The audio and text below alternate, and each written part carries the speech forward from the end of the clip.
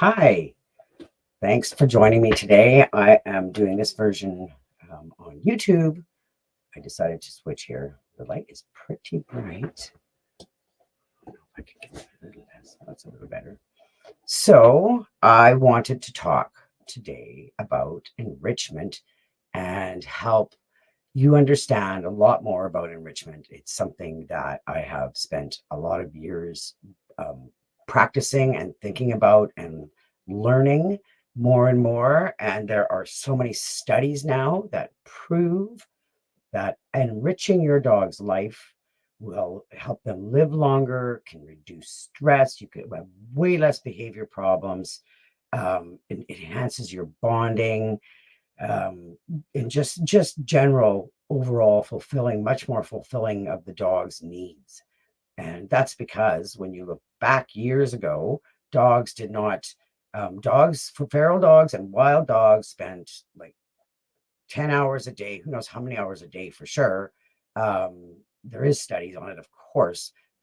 It's just foraging and hunting for food. And when they do this, they're using their brain a lot, they're getting a lot of exercise. And then now we have dogs today that are sitting in our apartments and sitting in our houses waiting hours and hours. And they have all, they're not doing, they're not even having to, they're just given a bowl of food. So that whole area of their life is just like really cushy to us. We think they should be happy, but they're not, because they genetically have these needs to be searching and hunting and foraging.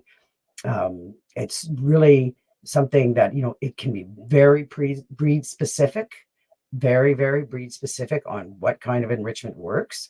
But it's amazing how you can have behavior problems go away. I just, when a dog's getting that little bit more, that those needs filled in their life, it can get it just can fulfill them and make them so much happier that behaviors can go away. Unwanted behaviors. I've witnessed this, and I know this happens. There's studies. They live longer. They're more relaxed. Just like humans, when we have less stress in our life and we have our needs met, we live happier, longer lives too. So all of this really makes a lot of sense to me. So I just, there's lots of kinds of stimulation you can do. There's all different kinds for the games for the mind, puzzles using the food, foraging, searching, hunting. There's just lots of different things that I would like to go through, but it's really hard in just a short time to go through it all. I could talk about one breed. I can talk about the toy breeds. I have a lot of people asking me about toy dogs, and I do have a lot of people coming to me with clients with toy dogs. And I'm always encouraging, toy dogs can be a little of every kind of dog.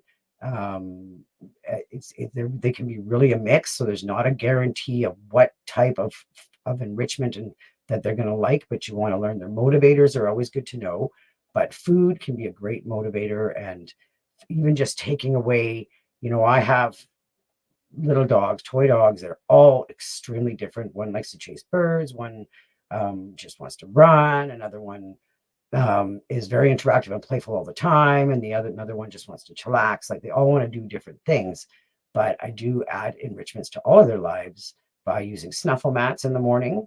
We do search in the yard.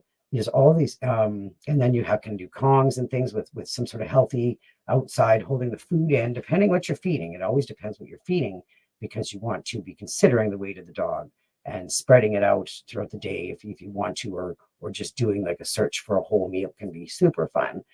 Super fun if you only have one or two little dogs. It's super easy to do a search for the whole, if it's kibble meal, and they will be tired, because when they're searching and their brain is working and smelling. It really releases good endorphins, and it feels good. It's stimulating their brain to find something. They're getting their whole nose in it. Is great. Another thing to think about for dogs, for small dogs, toy dogs, that can help, is getting music, having some sort of soft classical music, something nice on for them, not too loud. That can help promote rest. Like, so you can do a few activities in your morning, do your breakfast, if you're going to do a walk or playtime or whatever, and then you put some music on or something and they can actually know and learn that it can help them to have a relaxed, quiet time, to give you that after you've spent your time with your dog, that your dog needs in the morning. They keep me busy. These dogs are not easy. They're not, I have rescue dogs. They all have a little bit different needs. I think that maybe because they're toy or whatever it is, they're quite clingy and wanting to interact. A lot of smaller dogs want to interact all the time with toy dogs. So, and when I say toy, I should have said this in the beginning with toy dogs. I'm thinking about like, almost any kind of little like Chihuahuas and Bichon Frise, and there's many that kind of fit in the have all different kinds of terrier breeding in them. Terrier is a little bit of a different, more intense breed, but the general toy dogs, little oh, I'm trying to think. I know there's lots of little ones. Even King Charles Spaniels, like all these little dogs, can be considered toy dogs, and they can be a challenge, but they also can be, since they are so much smaller, a little easier to work with. And your destructive behaviors, the unwanted behaviors, the reactivity, to barking, that can all decrease when you add enrichment and you start working with your dog, and you get that bond and give them some good time. So I thought I would come on today for my Dogs View to do this here today. I hope that's been help. Please, contact me. Let's see if I can find something here to put up. You can go to fitzerdogtraining.ca and connect with me through there. I will put some links in, but please reach out if you have a dog that you want to have a better life with. That I'm all about it, and it's sometimes they're just so much loving, and they tell me, and I can learn from your dogs. They can tell me what they need, and I can help you learn what would help your dog. It's really awesome, and it really works, and I love it so much, and I love and care about dogs so much, and I want your dog to be happy with you and your home and your life, and you just have to put some effort into it.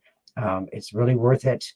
I want to keep your dog in your home. I don't want you to be stressed, and live this life with this dog that you can't do anything with, or that's destructing things all the time, or destroying things.